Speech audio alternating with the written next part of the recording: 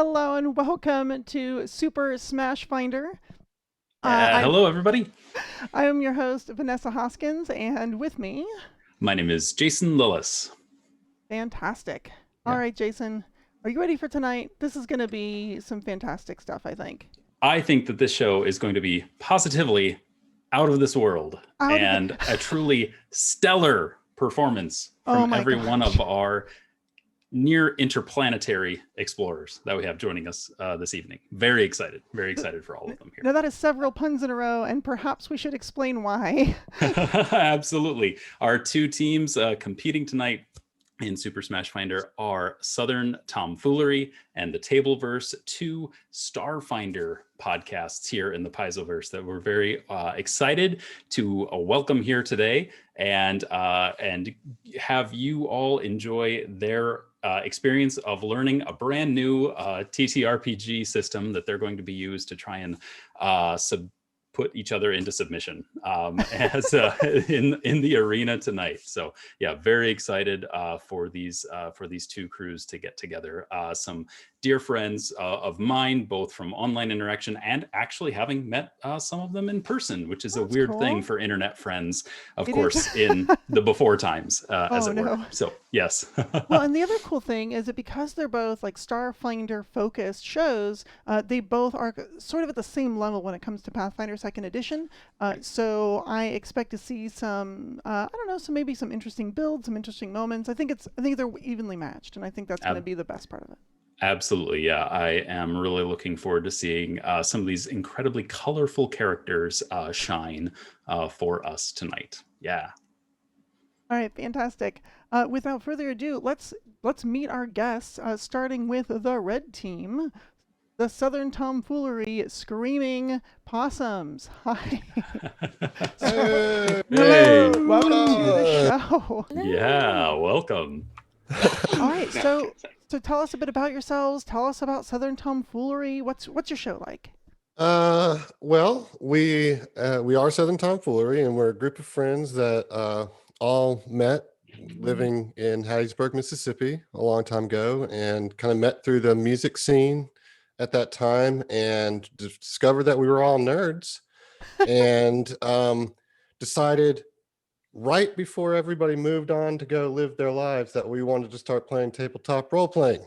And Mhm. so instead of doing it when we were all together and get to sit around a table, we've been playing online since the inception of it, really, Mm. even before the podcast. And we've been playing together for, what is it, 3.5, almost 4 years now. Oh, Wow. Awesome. Gosh, it's actually closer to 5.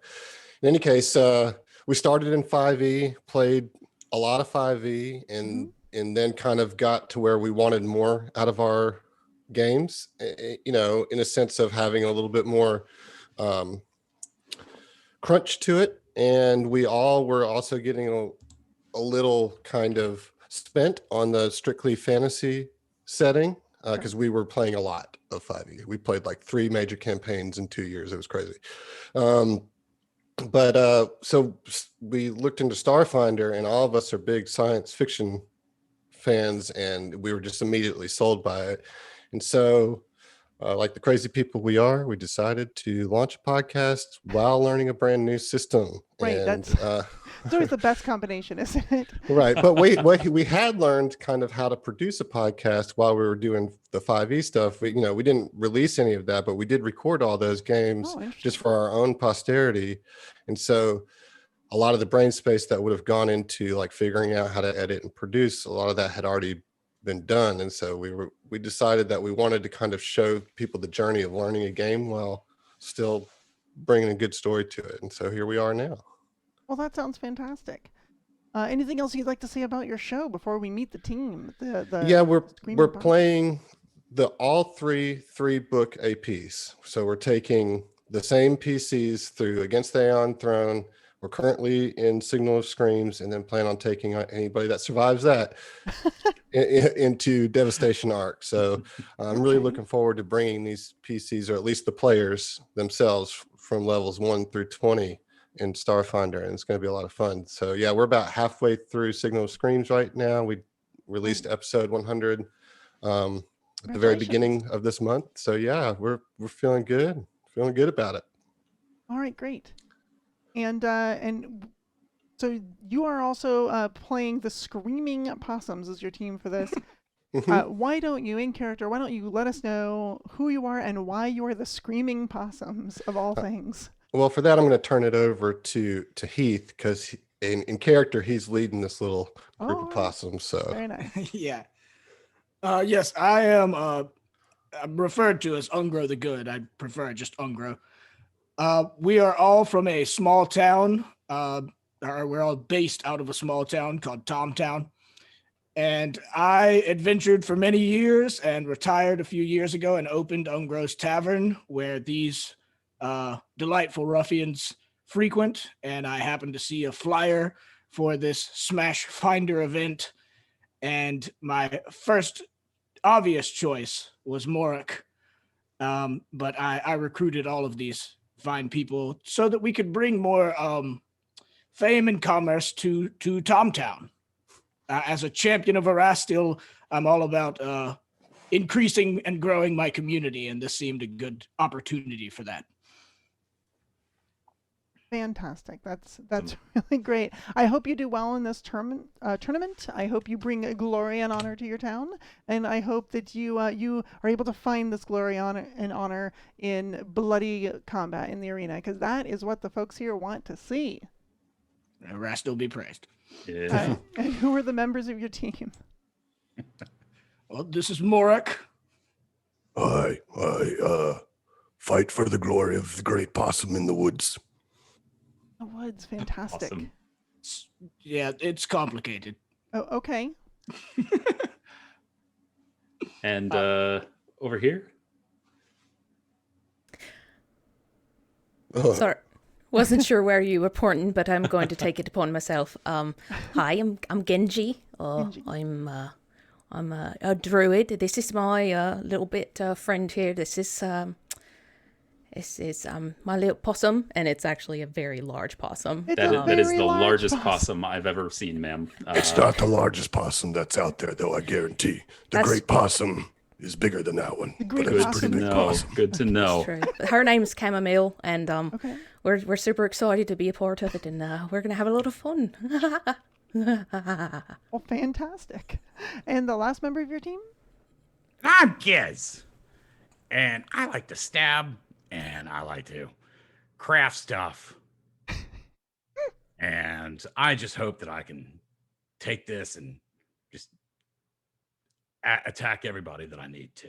You know what? And I think that's pretty much the sentiment that we all have here. I wish you all the best of luck out there in the arena. I think you're going to do fantastic.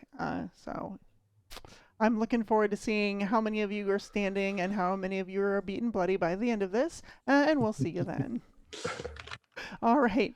So our next Nice. team that we're going to speak with is coming from the sky beyond and or the northeast, depending on which angle you're looking at it.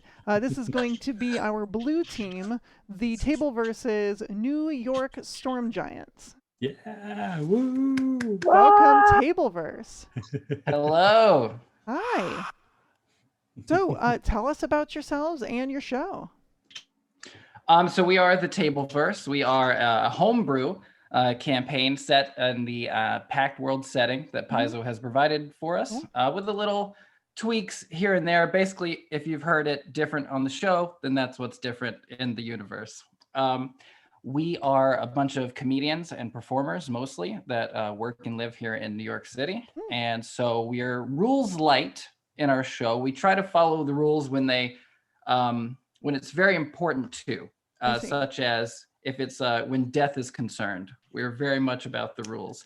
In other areas, though, we're very rules light. We've actually had people say, about our show, I came to try and learn how to play Starfinder, but then I stayed because it was fun. Oh, okay. I was like, you're probably not going to learn from us. You'll get the feel for it, though. So we're because we all come, the majority of us come from a performing background. Our show is very story and character focused, which is too much fun, I have to say, especially when you're working with such wonderful people as I'm so lucky to work with. Right. Yeah. Awesome. Right. Well, fantastic. We appear to have lost one member of the team. So I apologize no. for that. Yeah, someone is disconnected, unfortunately. Elaine. She's still coming back in time. Oh, there we Sorry, go. that's our lore. There she Okay. is. Whew. All right. Well, welcome Hey, back. Elaine. Sorry, internet connection sweats. Yeah, that happens sometimes. Damn, arm. All right. Well, welcome back to the screen, anyhow. So, all right. So, what are you said you're playing a homebrew version of your Starfinder campaign? Is that what you said? Yes. So the majority of the story, I've come up with, and I'm the GM for the Tableverse, or the Cool. Star Lord, as I like to call myself, Right. and force others to call myself. And Lucky for them. lucky for them. And the rest of the story really has been written by the players, like Connor, Elaine, and Allie, because what happens in the game and like the enemies that they're facing, the troubles that they're coming up against, are very much inspired by my original thoughts for the plot, but then heavily altered by their character backstories. So with that combination of, storytelling elements, kind of thinking of like all of us as writers in this writer's room that is our show, we've had a lot of like hard-hitting emotional moments happen between characters, player characters, and between NPCs in just the first 48 episodes that we've released. And we've had chances to have guest stars come on who have also had some pretty heartfelt and emotional moments in a very short span of time that they've spent with their characters. So it's a lot of fun. Wonderful. Okay, great. And tell us about your team. So you're the New York Storm Giants. New York makes sense. Storm Giants. Tell me about it. Should I do this part in character? Yes, or? please. Oh, yes. Okay. Oh, yes. Let's get to know these wonderful characters. Yeah. Hello, my name is Silas Salazar, and I've explained it many times. We are not from your time. We are from somewhere in the future, known as the Packed Worlds. We should not be here. The things that we can do, the things we've seen, the things we know would confound you beyond your primitive limits. Sure. Just let it be known for the audience that mental health is not a requirement for participating in this particular combat. So whatever they believe to be true, we're just going to go with it. Everyone's got a theme, right? They're from the Packed Worlds, these Packed Worlds, as you say. What brought you here to Galarian? Well, it's a very good question. There we were. Picture it. You're encapsulated in space, beyond the clouds and the blue sky that you see now, beyond all of that, and then thousands and thousands of years in the future. You're encapsulated by iron, as you know it now. Oh, okay. Flying through the abyss. The stars are your neighbors. Yeah. And all of a sudden, we're on this transport vessel. We look outside of the window. And there's a swirling vortex. The cabin is where you sit. It's like a carriage, except bigger and more expensive and fancy. Right. Cabin starts to shake. And all of a sudden, bright flashes of light. And now here we are in your primitive, dirty, disgusting time. Wow. I'll have you know that we clean up all the blood from the arena after every match. So those spikes are polished very well by skilled and paid labor. It's a pity that bleach has not been invented yet. I'm sorry, who's that? I don't... Who is Bleach? This time! Is that telekineticist on the other team? Never mind. Sure. So who's the rest of your team? Well, of course, when you crash land from a transport vessel, you're kind of stuck with whoever the other passengers were. Right. And we have a scholar with us, Mr. Professor. What's your name again? Oh, well, hi, I'm Professor Beef. Professor, I understand it in this time that is what you make of a cow. We have learned that cows are some of the greatest thinkers in the known universe. That's a little something that I have tried to change in our short time here. Just maybe stop eating them. I see. Very good. Just a thought, but I have picked up smoking again, which has been just a hoot. I was a scholar back home. It's been great. Coming back, I will say we were wrong about a few things. The beef, that's a little something y'all had mixed up. Okay. We continue to hoard all these rocks that are just lying around here. We call them diamonds. Onyx is pretty rare, but y'all just seem to. Yeah, no, we're aware of diamonds and onyx. They're actually quite powerful spell components that you're mentioning. They're highly valued. Oh, that's crazy. I swear, just yesterday I saw someone using it as you put it on top of a bunch of different data disks to make sure during the ship turbulence it doesn't get knocked over. Silas, what's the word? I can't understand anything you're saying. Sure. Data. No, here diamonds are commonly used when our clerics have a little bit of an accident in the arena. But don't worry, we bring people back. It just that's what we use the diamonds for. Onyxes, however, are used in sort of dubious magics that aren't often used in polite circles. Let's just say. But both are highly valued commodities here on Galarian. So of this. What was it? Pact Worlds that you're part of? Whatever continent that is on. I'm sure that we could set up some interesting trade agreements. Let's talk about that after the show. No. You're all wrong. The Pact World is not a continent. It's a collection of worlds. They have agreed to peace, and when we work together. No, we have nations and alliances here. Don't worry, I understand. So who else have we got on your team there? Well, up next we have. She's my favorite. Oh, okay. My green friend, Obladi. Obladi. Oh, hello. My name's Obladi. And my accent's messed up. Connor. Sorry. No, Every we're time all Southern side Tomfoolery note- is screwed right now. Out of character. Every time I hear a Southern accent, it throws off anything I'm trying to do. Yeah. Appalachian. This entire match. New York Storm Giants. All right, we can talk. Let's talk. Obladi here. Big in size, not in knowledge. Big in size, not in knowledge? Knowledge, no. No, you're saying you're not big and my skills are more in my body. Okay. Oh, I see. It's okay. Yeah, no, there's lots of followers of Callistria that have a very similar outlook on life. Yeah, it's all about that body. Yada yada yada yada. Got it. All right. Well, that's a very popular tune from the future. Oh, I see. Okay. Well, welcome. I'm sure you'll do great, especially because as much as the tournaments are a test of skill and strategy, they are also very much a testament to a team's might. And so if you're bringing it, I'm sure you'll do fantastic. And your final competitors this evening. Yes. Our fine feathered friend, Rook. Hey, hi everyone. My name's sorry, I got distracted by something shiny. What was that? Do you have introduce yourself and stop embarrassing us? Do you have any food? Here's a hot dog. The shiny thing came back again. Oh, okay. It's still shiny. They're just getting. Can I take it?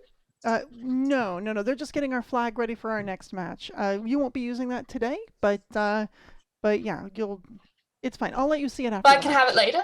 You can. I can have it later. I'll show it to you later. It's shiny. It is. It's very shiny. You'll get plenty of shiny things if we win. That's true.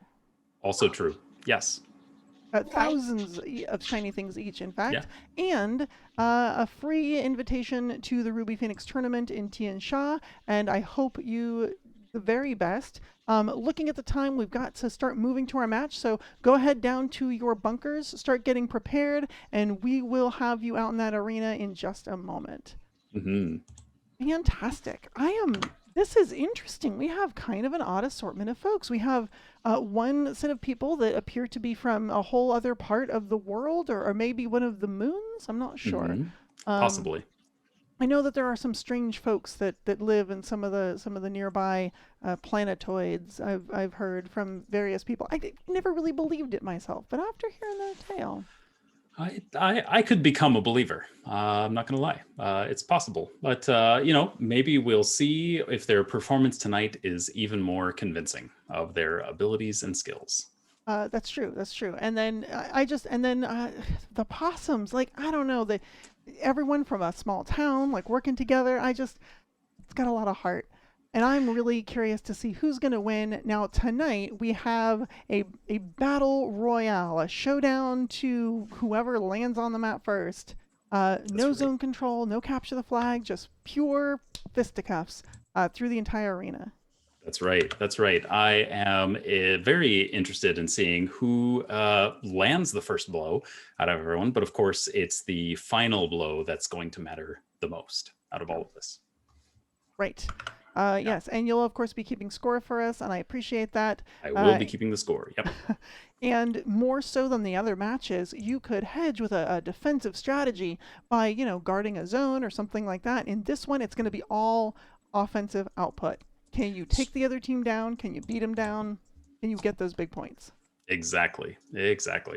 So let's see what happens in round one, the start of our combat. Yeah. All right, that sounds fantastic. Let's roll initiative. Here we go. All right. All right, so looking down on the arena floor, we are starting right out of the gate with Giz, who looks like they're just ready to go. Mm-hmm. Okay, so Giz is going to go ahead and draw an elixir, and he's just going to grab with his teeth and just going to pop out the cork. Sure. And he's going to go ahead and down a cheetah's elixir. And then he's going to go ahead and make his movement just without any kind of other actions. And he's just going to go head right down to this 5-foot high wall. Okay, great. Yeah, so moving right around, taking cover behind a wall, fantastic. And just a reminder to the audience, everyone gets one action, one thing that they can do to buff or drink a potion or something like that to prepare for combat right as that initiative bell is rung. Next, we have Ungoro the Good. Ungoro. Okay, so Ungoro's... Ungoro, excuse me. It's fine. Ungro's action prior to combat was to drink a potion of flying, so he'll have a 40-foot fly speed. Awesome. My plan was to use a spell to start with. Do I have to be out of the bunker to do that? Nope, you can cast as much as you want. Go ahead and leave the bunker when you are ready to take more offensive actions and engage your targets. Okay, seeing that, after the sort of press conference or whatever, seeing we're fighting the storm giants, Ungro was inspired and realized he had a very appropriate spell and is going to spend his turn casting Summon Giant. Ooh, Summon Giant. Okay. Ungro, that spell has a little bit of range, so if you'd like to move that token around for him just a little bit, you are welcome to do so. I think you've got permission to do that, but if not, I'm going to grant that to you right now. What is the... Fantastic. Well, that is a 3 action, and I believe the Summon Giant gets to move right away as well. That's true. You can have it go ahead and take 2 actions there. Summoned creatures act as minions. Minions only get 2 actions on their turn. Yep. Okay. What? I'm sorry.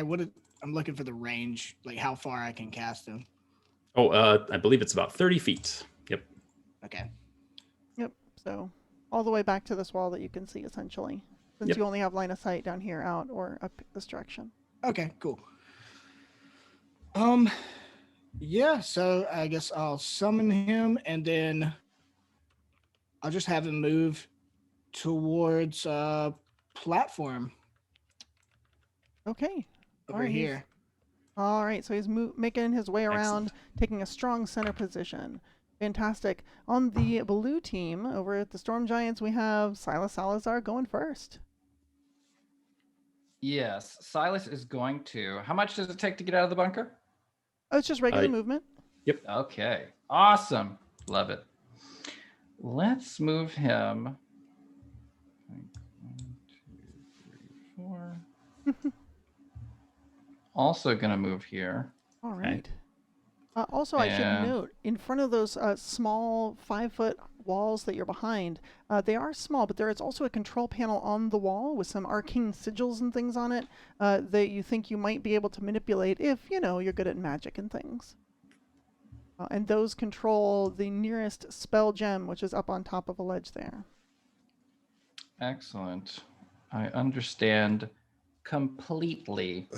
Let's see real quick. By control, does that mean you can activate them, like their powers from there? Right. So essentially these big spell gems on these ledges work kind of like a wand would, where you can use them once. You cannot overcharge these, unfortunately, and use them more than once per day. However, they have 4 different spells within them. So they're kind of like a staff maybe in that regard, but essentially when you are adjacent to one, they're sitting between 4 squares, you can use it as if you were holding a wand with that spell and let her rip. But the switches don't let you do that. Correct. The switches let you essentially disable or enable a gem, so you can control the one closest to you. That way, if your opponent has gotten up there before you got a chance to, you might want to disable it. I see. Turn it on or off. Yep. All right. So I think I've moved here. I think I'll go ahead and turn that one off. Okay, go ahead and give me a skill check. I'll need Arcana or Thievery, please. Okay, I think I can do one of those. Mm-hmm. Did that do it? Ooh. I can't see it. Result tells us that's a natural one. It sure as heck doesn't. In fact, not only does it not do it, but you are going to take a number of dice of pure force damage. Let's see, 21 points of force damage. Excellent. As this control panel explodes.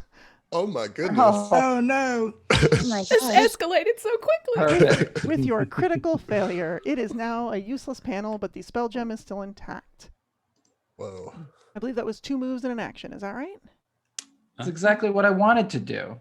That was 1 move and an action. 1 move and an action. You're very fast. Okay. So I will starting off with a bang. Move again. 1, 2.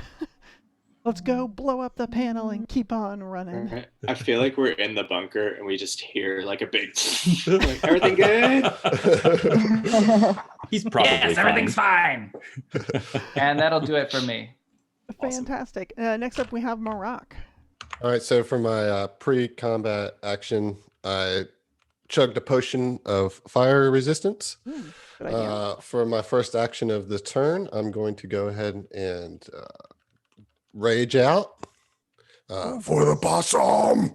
And you see him swell up a little bit, and his fingernails grow out into little claws, and his teeth get jagged, and he starts drooling, and his mouth can open really wide now. And he's going to use the other 2 actions to move. He has a little bit more of movement speed while raging. So he's going to be able to move 70 feet. Ooh. And Nice. so I'm going to do that. Hold on just one moment. There we go.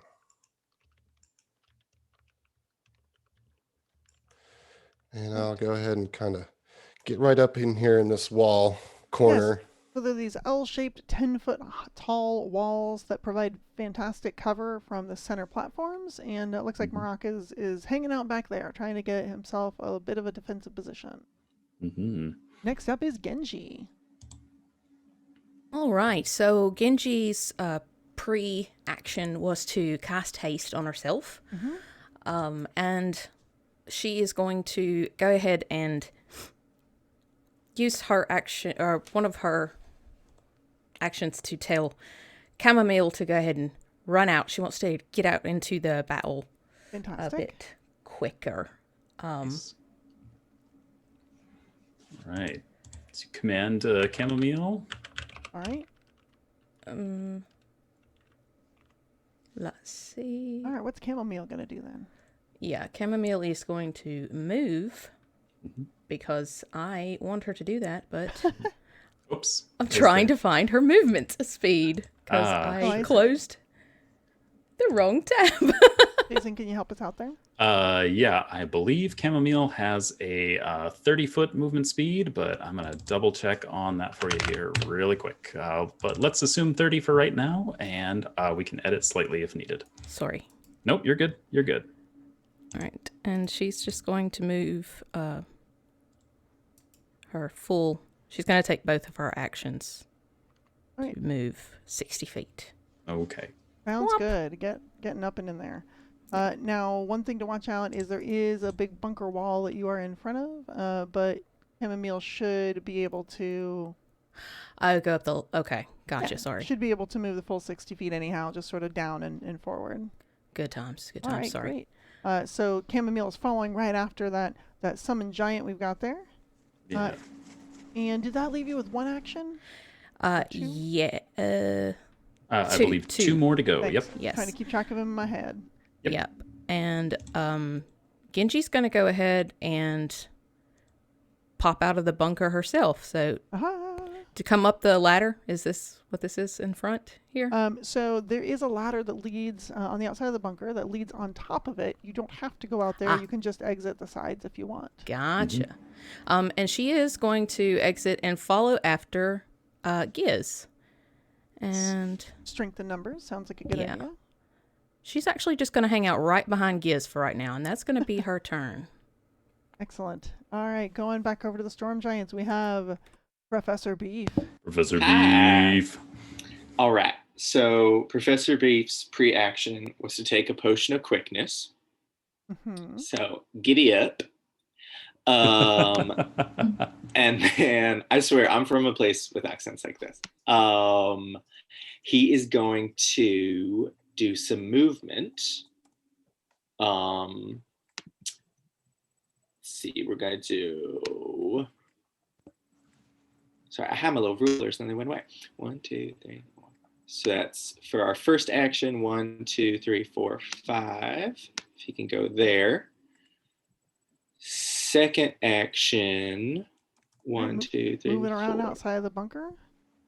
At the side, is that correct or no? That's correct. Yep. You got it. That's exactly okay, right. cool. Thank you. 1, 2, 3, 4, 5. Second action, he'll do another one of those. Moving up toward the stairway that leads up onto the platforms. That's what, Good idea. You know, I'm a shorter man and I like to get a good view of things. So I think we're going to do one. Stairs are difficult terrain, correct? Correct. So that's going to be double, like movement cost. Exactly. Awesome. Okay. So then we're going to do 1, 2, 3, 4, 5. So third action will take me to there. And then the stairs a little bit. Got it. From a fourth, I think I'll do 1, 2, 3. I can get to there. So I'm just moving on up in the world. Okay, moving up onto the 10-foot high platform and continuing up the stairs up to the big 25-foot center platform.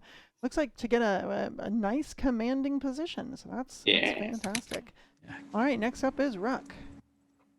Then the first thing that Rook's gonna do is take her Dust of Disappearance, because that's a sexy, fun, classy, interesting thing. Nice. So that happened.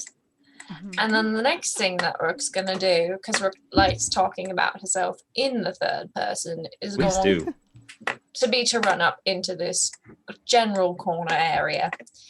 And the last thing that she's going to do is to go on and take a shot at good old Genji, trying to hide behind Giz. Is it Giz or is it Jizz? Oh. So it's Giz. It's Giz. Giz. With a hard G. Both Genji and Giz are hard Gs. Yep. I hear that. I just get distracted so easily. So, all right, quick little pop with that.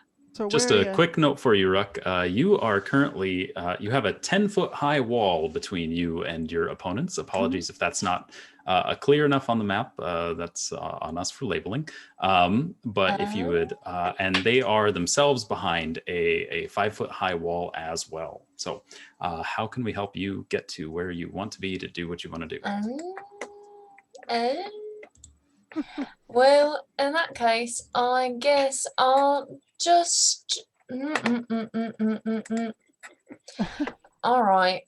Maybe I won't take that shot then, and I'll just chill out. But I'll have come on the front side of the wall rather than the back side of the wall. And I've got to spread my wings because I'm a beautiful bird and activate my skyborne flight. Nice. So that's a feat that's happening. That's Okay. So cool. Punks. Yeah, and that gives you fly speed. All right. Excellent.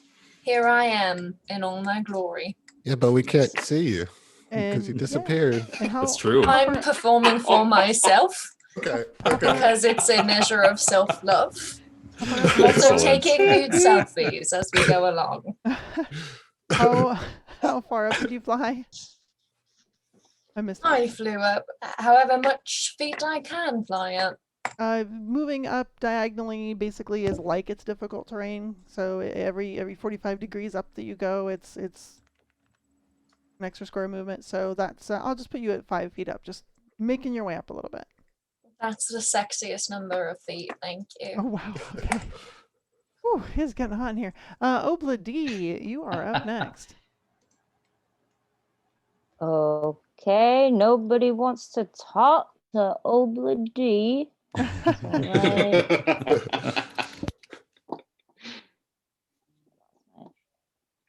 Right.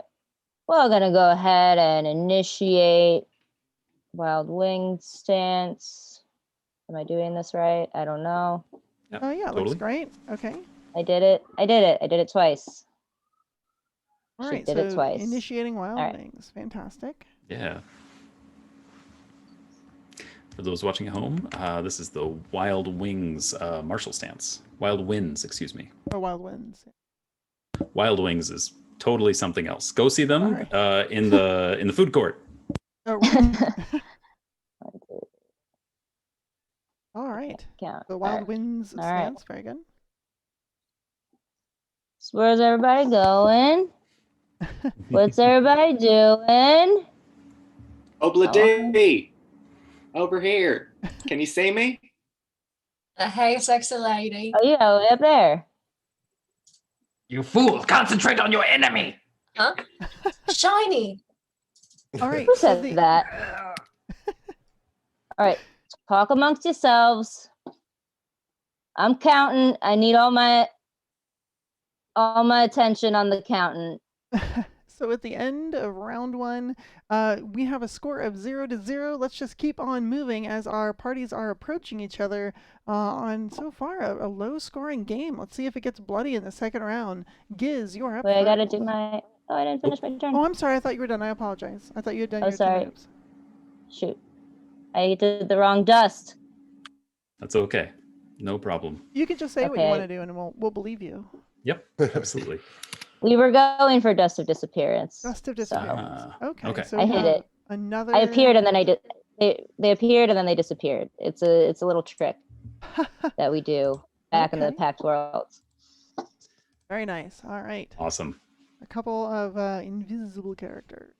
Be interesting. Just a reminder to everyone that when invisible in the arena, the magical effect that allows the audience to see what is going on, even while people are invisible, also gives a hint of their position away to the other competitors, and you only remain hidden when you're invisible in arena combat. Giz, you are up at the top of round 2.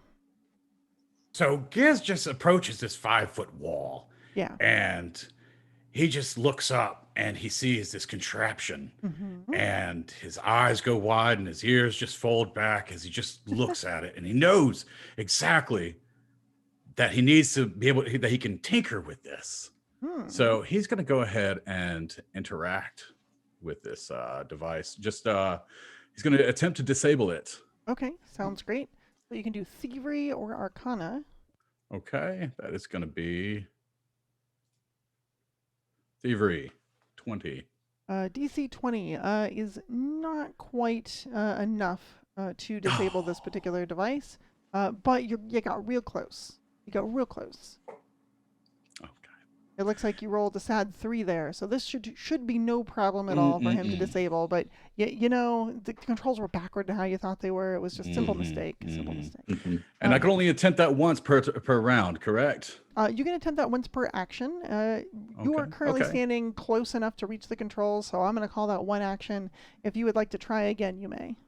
Okay, yeah. So yeah, he's just kind of snap his fingers, and he's gonna go ahead and look again, and he's gonna try again.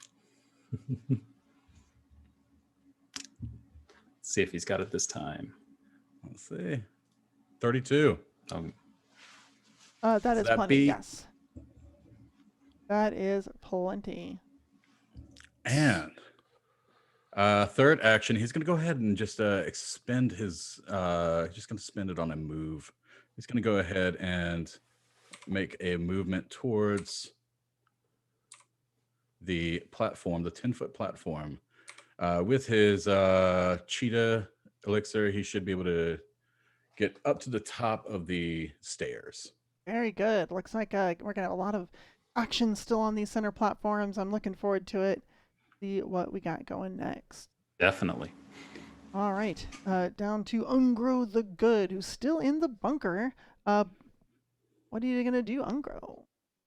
Okay, so I have to use one of my combat turns or whatever they're called in 2E, to sustain my troll. One of your actions, that's right. So one of my actions is to sustain the troll. And then I have a 40-foot fly speed from my potion of flying. So I'm going to fly out of the bunker. Nice. So that's 5 feet. And then to right here will be 40 feet. Okay, so just skimming along the ground. Sounds good. Right. Okay. And then I want to jettison up 10 feet and then move, let's see, the rest of my 30 feet to get on the platform. So I can get to the top of, are these stairs from one platform to the next? Yeah. They are stairs from one platform to the next. Remind me again what your fly speed is? 40. All right, so you can move a total of 80 feet. So if you move to where you're at right now and go up, showing on the map, and go up 10 feet, you'll have moved a total of 50 feet. So I'll have 30 more feet. You have 30 more feet unless you want to go up, and then you could go essentially 15 more. So you go. So if you're heading toward that center platform, you can't quite make it up there, but you could fly pretty close. Okay, yeah, I just want to get as close as I can. Sure. Okay, do you want close or do you want height? Do you want to be level with it? Yeah, I want, I guess height. Okay. So that I can fly over directly onto it next turn. All right. So flying up, if you go where I've indicated, you can basically get to where you're above the spikes and you are level with the platform. Okay. You want to leave yourself there? I like it. What could go wrong flying over some spikes? I mean, it's fine. You're getting where you need to go. All right. Fine. Before we move too quickly, let's not forget that the troll has 2 actions as well, from concentrating to sustain it. Very good. What would you like to do with your troll friend? Okay, so I want to move him up on the platform too. Excuse my puppy. I'm sorry. So that's difficult terrain. Are the steps are? That's correct. Yeah. Just playing keep away. Okay, yeah. So that'll be 20 feet to get up the stairs. It will be 40. So the problem is the troll is very large and the stairs are very narrow. Okay. And though there are not officially squeezing rules for in combat for Pathfinder 2nd Edition, I'm going to say that larger creatures moving on narrower surfaces either need a special way to balance and move at full speed, or I'm essentially saying they're balanced. This is not so narrow. I'm going to make you make a check, but I'm going to make you move at half speed plus the difficult terrain. It's going to be hard for that big troll to maneuver up these tiny little staircase. Okay, so then I don't want to go up the stairs. Yeah. I want to go around them. Sure. That seems sensible. And there is enough room underneath. There's a big stairway going north and south off the center platform. There's enough room to move right under it. Essentially, all these platforms and staircases are... Oh, perfect. Perfect. Okay. Yeah, they're up on various pylons and things. So there is space underneath it. You can actually see underneath it without worrying about too much cover, other than like the center pillar, for example, is pretty solid. But your troll can just charge straight on over to the other side if you wanted. Yeah. So like right there? Yeah, sure. That sounds good. Because he's got 30 feet of movement. Perfect. Per turn. Yeah, in fact, I think you can go one more space. Okay. There you go. All right. That's a double move for the troll, moving up in a very threatening position toward the other player characters on the blue team. And speaking of the blue team, Silas Salazar, you are up. All right. Right. Thank you. Thank you. The first thing I'm going to do is cast Airwalk, so that I may walk on air. Excellent. And then I will move at a 45-degree angle. Very nice. This way. Mm-hmm. And then this way. Away from the troll. Away from the troll. Got it. Yeah, yeah. Yes, yes. The opposite of that. And I will be up in the air 10 feet, I believe. That would be 10 feet if you went, diagonally. You got it. Brilliant. And that will end my turn. Okay, yep, casting a spell, one movement. Sounds fantastic. Trying to get out of range of that troll, perhaps. Morak, you are standing behind an L-shaped 10-foot wall. What would you like to do? All right. Let's see. First thing I'm going to do is going to just kind of move out from behind the wall there. So that should give me this one action's worth of movement here, 35 feet. Now, I should have line of sight on Silas, yes? I believe you do. So if we draw a line between you, yes, you do, but there is some cover involved. Well, he's 10 feet in the air. He is 10 feet in the air, and there's a 10-foot wall between you and him. So there's a little bit of cover still happening. All right. I would like to attempt to demoralize him. Yeah. And so this is going to be with an intimidation check, yes? Yep. So let me go ahead and roll that. What are you going to say? This is going to come with a +2, which I've already added into the formula here on roll 20, with a feat that I have. So let's see how this does. 24. That's not great, but against Silas's will DC. Oh, will DC. What is? How do I find that? That'd be 10 plus your will saving throw. Okay, 10 plus will. That is a 29. Oh no, that fails. So Silas looks back at him and he says, "You fool! I'm from the future. I've heard and seen everything that you've ever dreamed of." Yes, but you haven't seen the great possum. You will be feared. Not this time. The great possum. And so then I would like to use my last action to make a ranged attack on Silas with my crossbow. I'm so excited. All right, here we go. First attack of the match. First attack of the match. Look at no way. 20. What? Whoa. Even with that cover. The possum provides. Even with the cover, doesn't matter. Double damage. Actually, it's with a crossbow. I think this is when he remembered that he forgot to mention that his pre-combat action was the Dust of Disappearance. I don't know if that does anything in this instance. Whose was? Silas. Silas was Dust of Disappearance. Okay. Well, now you mention this stuff. Well, yeah. No, wait a minute, man. Sorry. So you know what? You're right. We should have talked about that. I remember when we were going through those being a bit distracted by some technical things happening. So I will say, sure, you can have used it because that was determined before the match began. I recall this. So I am going to give the choice to Marak. Do you want to stick with your natural 20 and have to make a flat check to see if you hit him? Because he's hidden. You can tell he's in this square, but you can't make out exactly where he is. I mean, he did tell me he'd seen everything in the world. Right. So you can stick with it, keep your natural 20, and make that flat check, which may make it miss completely, or you can take a different action. Now that we are reminded that he is invisible and therefore hidden. All right, I'm gonna look. I'm gonna go home. I'm gonna roll that flat check. All right, give me a d20. Just a straight d20, right? Yep, it's a Straight DC D20. 11. 1 through 10 is a miss. 11 and Oops. higher is a hit. I'm sorry, I rolled the wrong thing. Roll 1d20. That is a 30, and it is way low. Try again with a d20. There we go. 18. So that is a hit, and the hit. Yes! Yes. My First boy. shot, first Very blood. Fantastic. Now crossbows. Crossbows are some nasty damage. So we are looking at 10 points of piercing, double to 24. 4 points of acid, double to 8. That is 28 points of damage for the critical. Yikes. Wow. I Good like stuff. I got it. it. I like it. Adam coming in Silas. trying to get that dirty 30. Trying to get that. So close. Now, Fantastic. does it? Let's see here.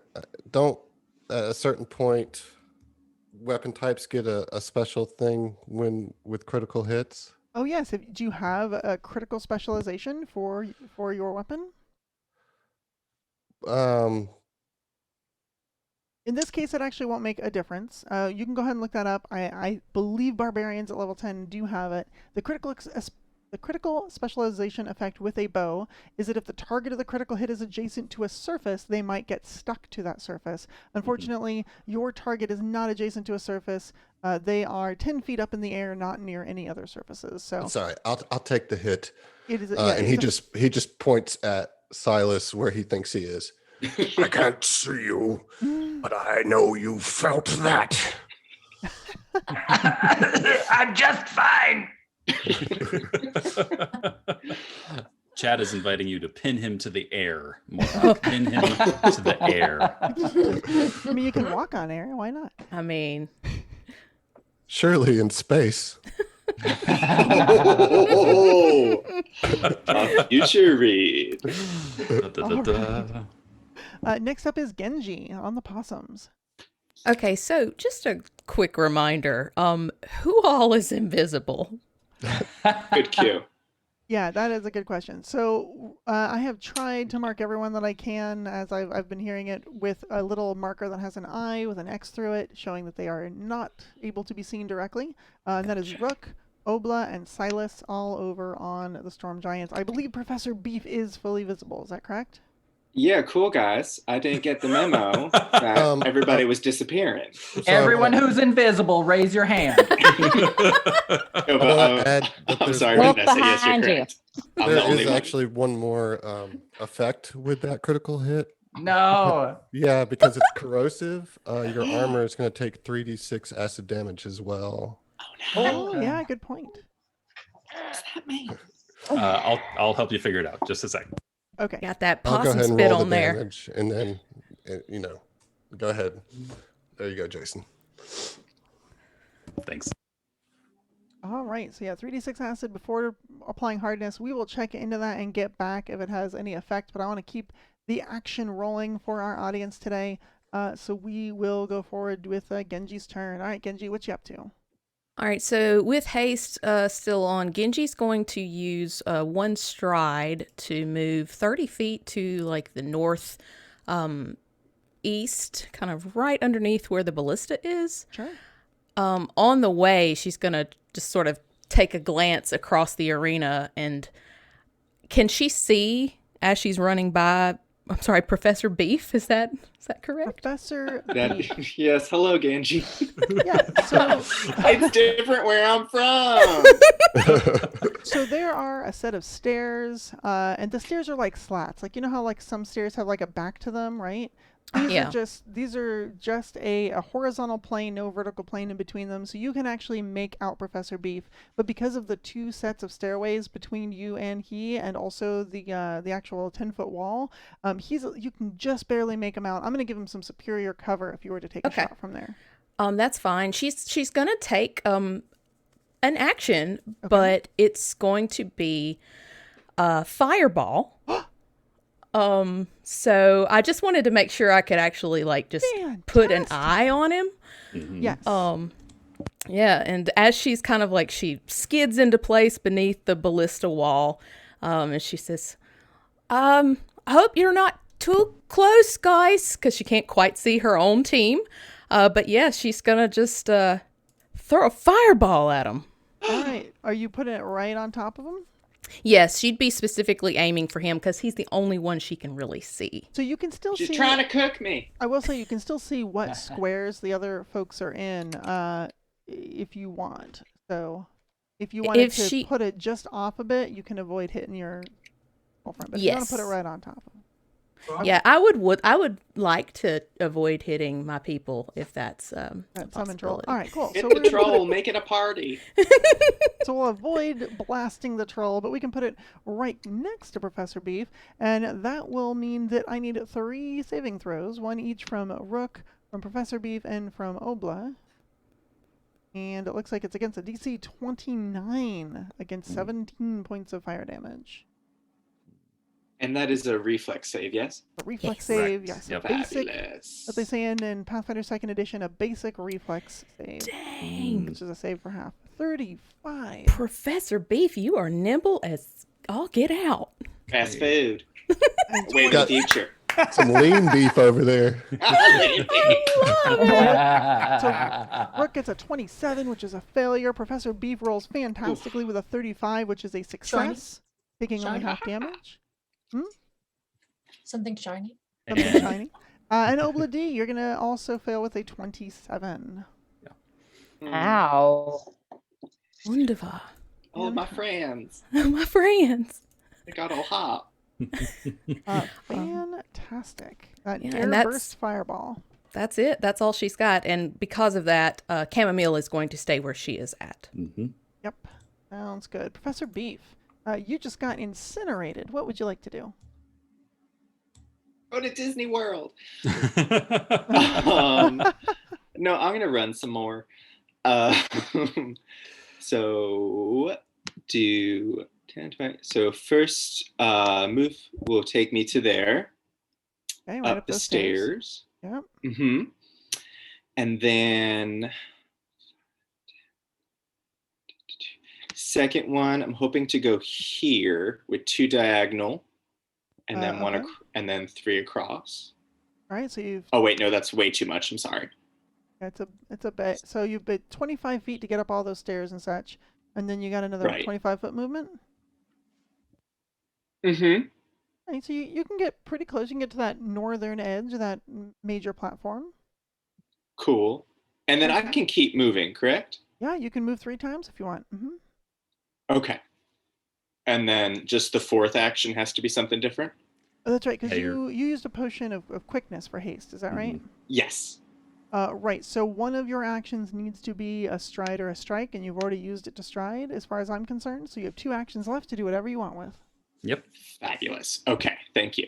Well then, let me just do some quick. 5, 10, 25.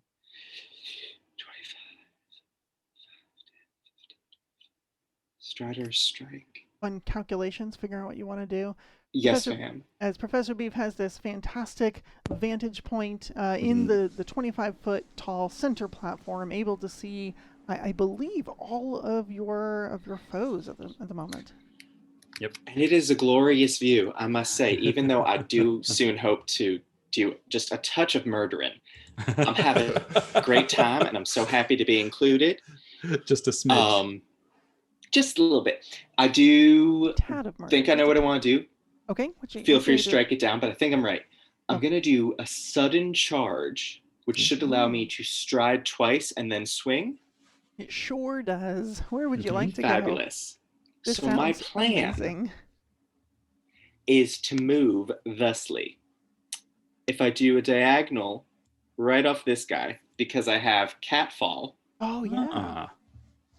So I could just sort of like, Wah! And I'm fine.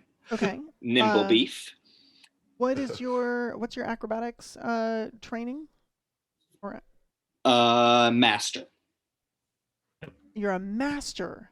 Okay, so as a master, you can treat falls as 50 feet shorter than they would otherwise be, which is fantastic. So yeah, that 25-foot platform is nothing to you. All right, that is 5 feet of movement as far as I'm concerned. Oh, great. Thank you. Okay, so 5.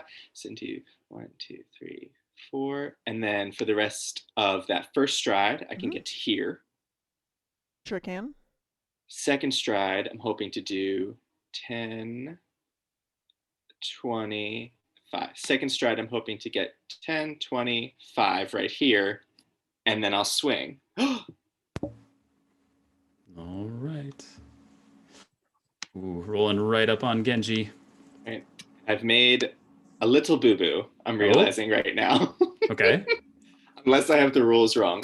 Are we assuming that our weapons are already drawn? Yes, I am assuming that you are going into combat to murder your opponents, well, very nearly, and so your weapons are out unless you didn't want them to be out. No, hell yeah, this guy's been out.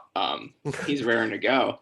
I thought I was going to have to do a fist. Great. Well, then I'm going to attack with my weapon, which is my pickaxe, my great pick, pardon me. Okay, sounds good. I'll do this click, I believe. Ooh. All right. Oh, Lord. Oh, my. Striking, Genji. shifting, great pick. 32. Does 32 get your armor, Genji? Oh, just barely. Just barely. All right, let's see some damage on this great pick. I think we're all excited to see what this thing can do. Looks like you hit the power attack button. Why don't you... Oh, pardon me. Yep, that's fine. Oh, that was Sorry. Just go ahead and hit There we go. We're going to ignore the attack roll on this one. We're just going to look at the damage roll. And so that damage roll is going to be 22 points of piercing damage. Okay, cool. I can take that. It's not even a problem. 22. 22, you got it. Genji, you feeling all right? I'm fine. I'm fine. You don't even worry about it, little cow. Awesome witch, no! Fantastic turn by Professor Beef, returning blood with blood. Thank you. Rook, you are up. You're invisible and you are flying. First of all, Rook just wants to point out that Rook was wearing a very shiny ring of fire resistance when the last fireball landed. Did you take any fire damage at all then? I don't know. So you would have taken half, which would have been 17 divided by 2. Basically, it rounds to 8.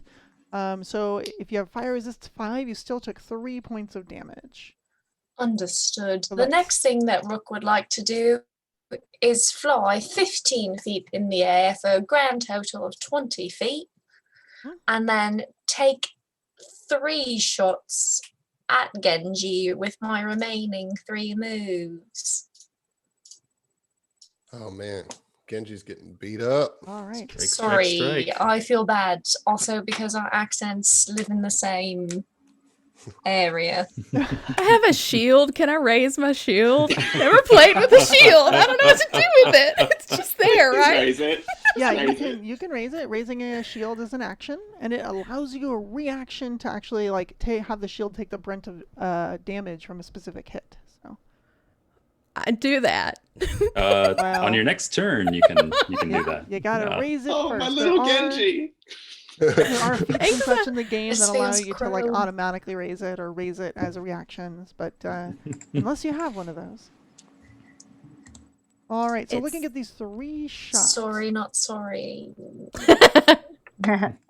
All right, so I believe you still take a multiple attack penalty on those. So the first one is 25 against your armor class. That's going to hit because I don't have my shield raised. Okay, 25 is going to be a hit for 11 piercing and 1 shock. The second one is a natural 1 and ends up somewhere behind the 10-foot wall that Rook is nearby. And the third one is at a, let's see, it is not agile, so it's going to be at a -10, is a 30. which will of That'll- course still hit. Yep. Yeah. And so that is 5 Brooke was piercing. distracted by something shiny. That's a theme for me.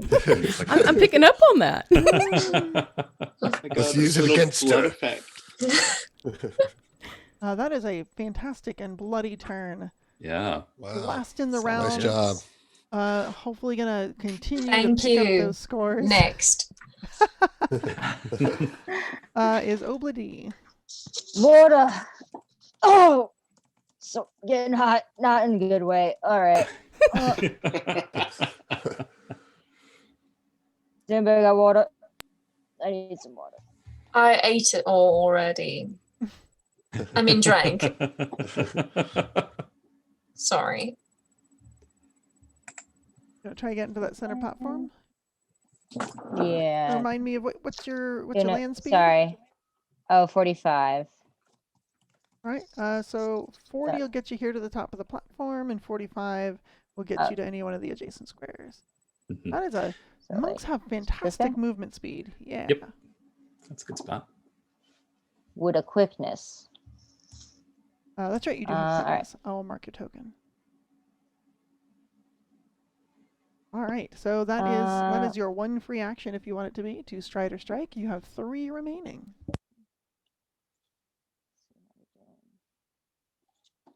All right. Think fight fire with air. Sounds reasonable. All right. I'm gonna do a wind crash. Who are you aiming All for? right. I'm aiming for Genji. Oh wow, we're all picking on Genji today. Genji. I mean, it's a Yeah. good Am I too tactic. far away? I don't like it, but Yeah. I'm gonna be too So far away. I think I need to move again. Wind Crash has a range of 30 feet. Yeah. Oh, I don't know why I saw it. I thought it said 60. I must have read something wrong. Okay. Then I'll move. Okay. So Obladi, get closer! The food over there. I got an idea. I'm gonna move a little closer. Nice. I'm gonna Report jump- back on the food. Also have cat fall. So Hey, catfall. I know there's this wall here. Also a master Should I of have done acrobatics. Yeah. You Should I have would done that? have a pretty straight shot at Giz, but yeah, there would be a solid wall between you and Genji. Yes. Dang it. I should cat. Shouldn't have done that. That's okay. If, as a team that is still learning the game, I'm gonna be a little more kind to you on the rules. So if you don't want to jump off the platform, you don't have to. Look at that. We have time travel in the pack world, so we just back a little bit. I'm not gonna keep a consistent accent. I decided. Maybe you're Brooke a is a Gwyneth parrot. Paltrow, if you will. Madonna. She's a but 40 parrot. She feet. just picks it up. So I still can't get Genji from here, correct? You cannot. So is that against Giz or Ungaro?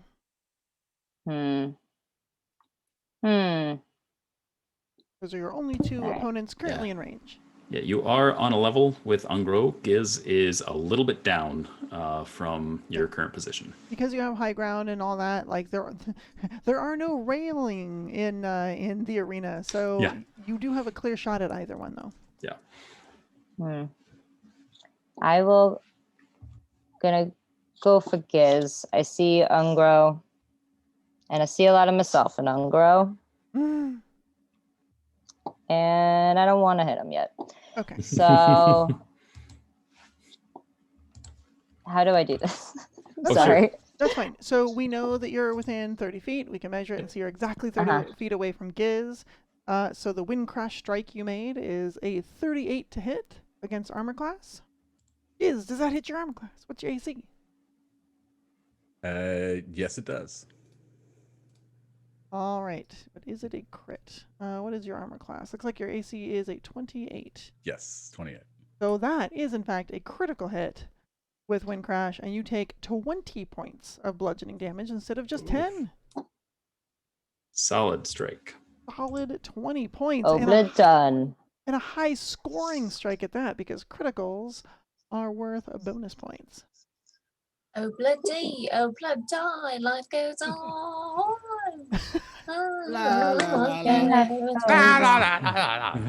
Nice. Life goes on. And so we have it that we at the top of round 3, bottom of round 2. We got a pretty even score here. We have got the red team, Definitely. the Screaming Possums with 17 points, the New York Storm Giants with 15 points, and that is with only half of the team on the red team, half of the Screaming Possums actually scoring that last round, staying pretty even. So I'm really interested to see what the next round is going to bring us.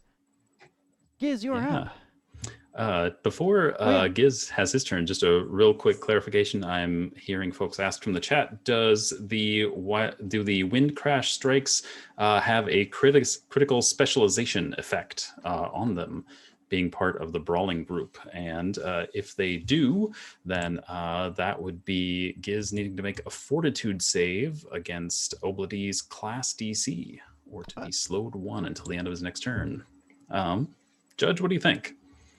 So wind crash strikes aren't exactly like other strikes. Like I don't see brawling mentioned anywhere in its stat block. I'm looking at it now. And it talks about taking a stance on flowing winds, sending out waves of energy. It does say make wind crash unarmed strikes as range strikes. Mm-hmm. But I'm gonna let me see. They do use the brawling group is one thing I'm seeing right after the damage roll. Okay. Then I will say yes. If you have the critical specialization for brawling, then you can give that a shot. Do you have that? That's a good catch. Thank you very much.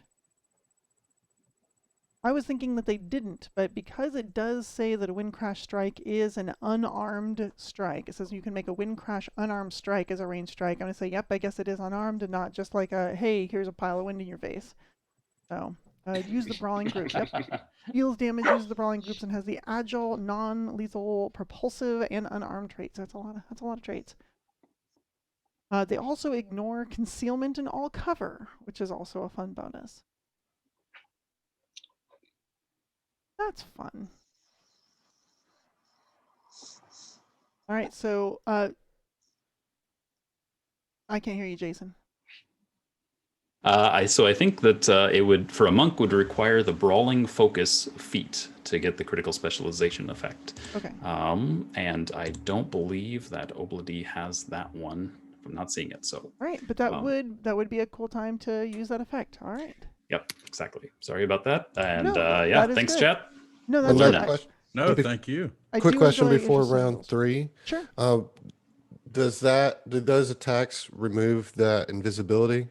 Yeah, if you've made an offensive action, yes, that invisibility would drop. Thank you for reminding me to take those tokens off. So I think they're with the Dust of Disappearance. It casts a greater invisibility spell. It's a heightened invisibility spell, so it will actually stay on, I believe. Thank you. Yeah. That is a change from. It's a 4th level invisibility spell, right? Yep, exactly. And when invisibility is heightened to the 4th, it lasts 1 minute only, but it doesn't end if the target uses a hostile action. So until you can pull that invisibility off, they're gonna be obnoxiously defensive. Mm-hmm. And very cool that everyone is invisible but me. I mean, it does make you a real nice target, doesn't it? It does. It does indeed. You don't have to ask where's the beef. Right there. Oh God, I'm so proud of you. You say that like you didn't want everyone to look at your butt. Oh my goodness. We're in sweatpants. All right. Top of round 3, Giz, you are up.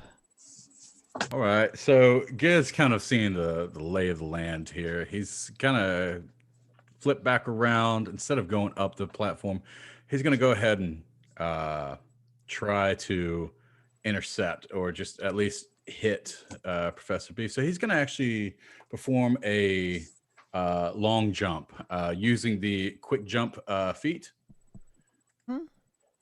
And and that should allow him to get right here, right behind him, to flank him.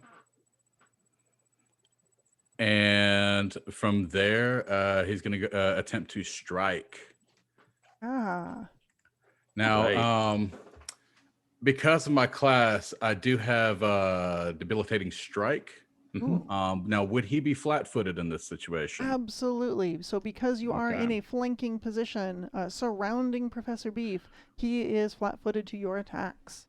All right, fantastic. So, yeah, as far as debilitating strike, I'm actually I've been sitting here trying to locate it on this impossible sheet. Sure. Right, so debilitating strike. Yes. All right, let's take a look. This is a class free action. It happens when you strike a flat-footed target.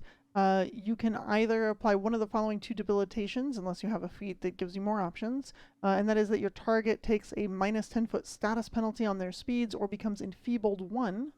Enfeebled is sort of like strength damage from 1st edition. It will impose a penalty on all strength-based checks. Okay, so it's simply just going to be the just using a strike, but imposing one of the conditions. Correct. Okay. So if you hit them and deal damage, then you get debilitating on top of it. Right. Okay. So I am going to hold on.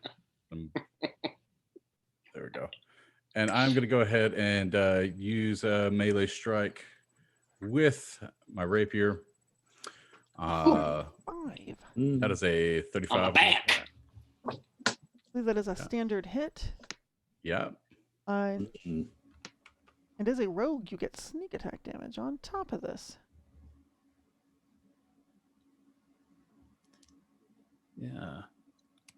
So it's a 35 to my AC. Correct. Well, my AC is at 29. So congratulations, Giz. Solid strike. Yes. Yeah, not quite a crit. It would have to be, so it's a 39, but you're flat-footed, so that makes it, or 29, excuse me, but you're flat-footed, so that makes it 27. So Giz was only 2 points away from a crit on that one. Oh man, he tenderized me. I'm going to be out of these puns. Like literally, all of them are going to be gone after this, and then nothing else. John, do you want to? John, do you want to roll your sneak attack damage for me? I'm sorry. Could you repeat that? You want to roll your sneak attack damage for me? Yes. Let's see. Be 2d6. Okay. Okay, I'll just roll that in here. All right, and that's all added in one big pile of damage. All right, looks like an additional 8, so we're looking at 23 total. All right. Nice solid hit. And that, and you still have 2 actions left. And for that, I wanted to impose enfeebled. Fantastic. Enfeebled 1. All right, let's put that on here. And for the next attack, yeah, I'm going to go ahead and try that. I want to go ahead and attempt a disarm. Would I be able to do that from behind? Yeah, you sure can. You rascal. Let's see. And that is just going to be an athletics check, correct? Correct. Combat maneuvers in Pathfinder 2nd Edition are generally athletics checks. Right. And that is a 23. That is a 23. That is a low total. Yeah. So a couple things with disarm. Disarm does have the attack rule, so your multi-attack penalty does apply to this. Yep. It also goes against your opponent's reflex DC. Professor Beef, what is your reflex DC? 17. 17. All right. So so you normally have a +7, and you added 10 to that. No, sorry. It's a +17, so +10 again is 27 then. So it's a 27 is your DC. Yes. So that does in fact fail, but it is not a critical fail. So that is good. No. All right. Ooh, okay. Well, fine. So that is going to be all of my actions. I moved and I thought you were hasted. twice. Do you have the cheetah? Yeah, cheetah. So only 5 plus 5 to speed. I only have one speedy If you want Icons. to give me haste, I don't. I really don't. I'll take it. I need to add more icons. All right, Ungro the Good. You are floating along. What you want to do? Yeah. So as far as the invisibility, you said there's like a shimmer effect. We can tell roughly where they are. Yeah, so you can still figure out what space they're in. You can't target them with anything that is like automatic, like targets like one creature. You can't do that. Right. But anything that has an attack roll, whether it's a spell attack roll or a regular attack roll, you can still make those. But it's a DC 11 flat check, essentially a 50% mischance if you guess wrong as to where in that square they're at. Also, area of effects work perfectly fine. Right. Okay. Then in that case, I mean, I just want to drop a fireball and try to hit Obladi and Rook. Oh, that's pretty cool. More fire. More fire. Fantastic. All right, so you want to put a fireball right in between them? Yes. All right. So right in between them is right here. It looks like it'll blast both of them plus a bit of the platform and just the two of them. Go ahead and, oh, I see you've rolled the damage. Woo! High amounts of damage. Reflex save DC 29. Obla and Rook, go ahead and make those reflex saves. That and a fun reminder that I and maybe Obladi also have the fire resistance ring. Right. That will come in handy. Obla does not. Obla did not get that one. All right, okay, let's do that reflex save. And unfortunately, Obladi has failed their reflex save. Yes. I'm melting. Taking the full 27 points of damage. And Rook, unless you have something that turns a success into a critical success, you'll also be taking half damage from that. Bird. All right, so half of that is going to be, I can think, 13 points. Minus 5 for your ring, it'll be 8. An effective fireball to be sure. Coming down through round 3, we have Silas Salazar. Hold on. What? Sorry. That was 2 of my actions. I'm going to use 1 to sustain my troll. Oh, my apologies. I'm sorry.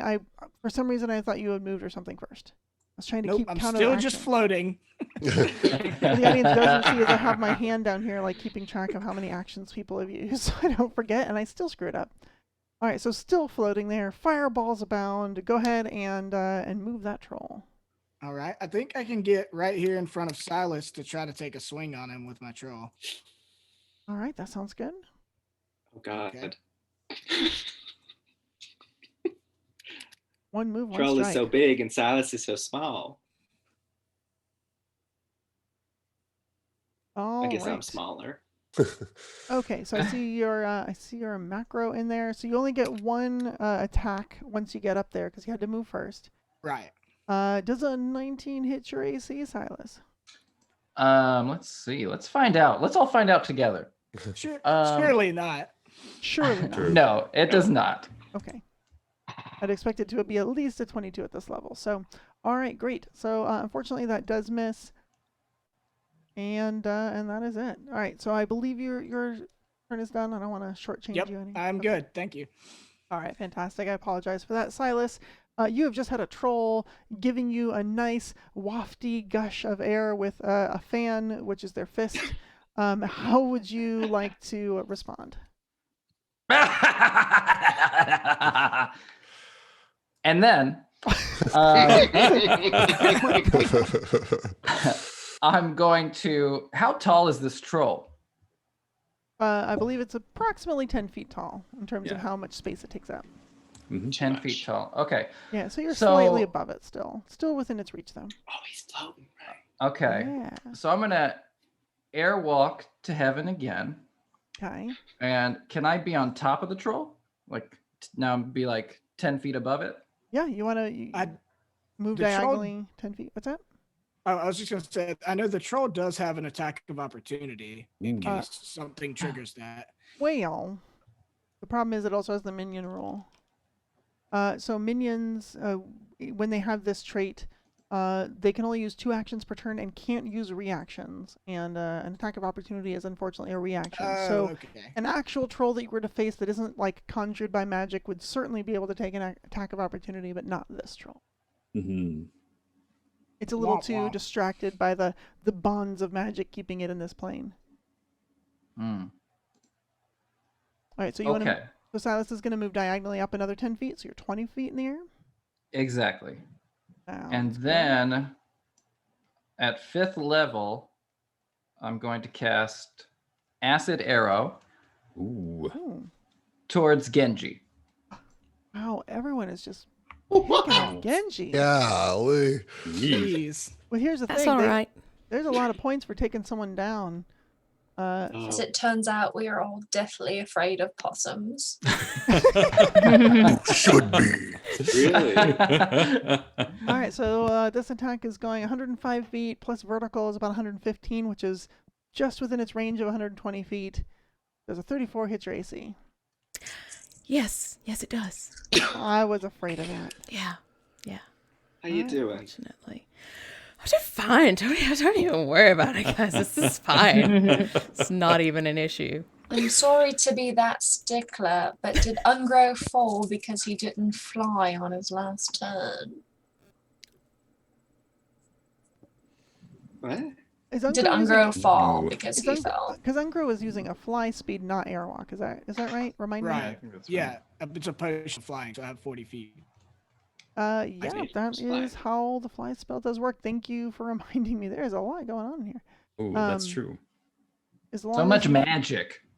So much things. So much magic. So many things. So many Where's things. the sci-fi?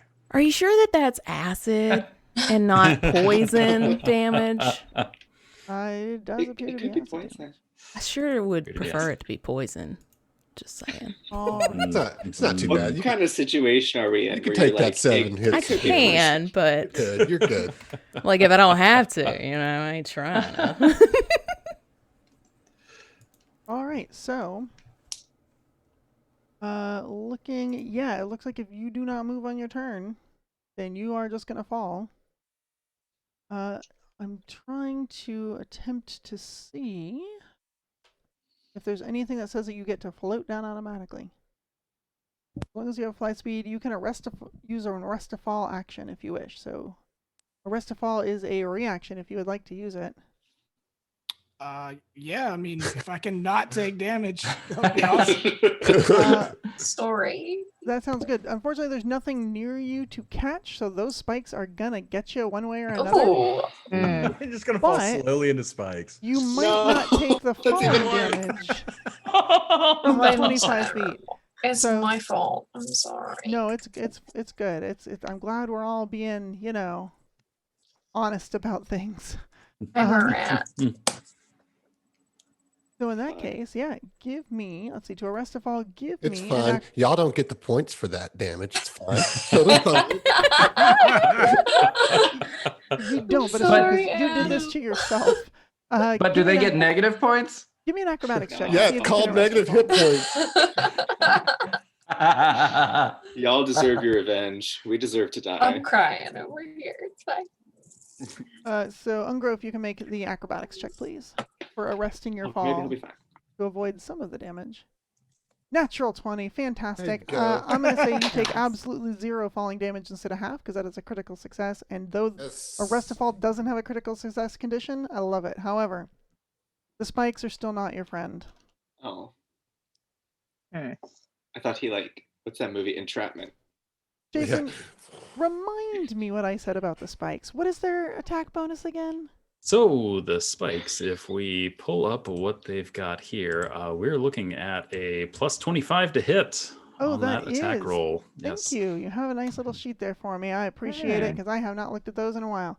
35 to hit Ungro. Oof. It's a big roll. It's probably Yeah. just a regular hit, I'm guessing. He It is is. so mad right now, y'all. For I those just y'all that hate don't know him, that's how the he's fly so speed mad. works. That is. I know you're so angry. It's fine. It's very funny, actually. You're going to take 10 points of piercing damage as you land on them. Good thing it wasn't a crit. Yeah, seriously. It's a lot of damage there.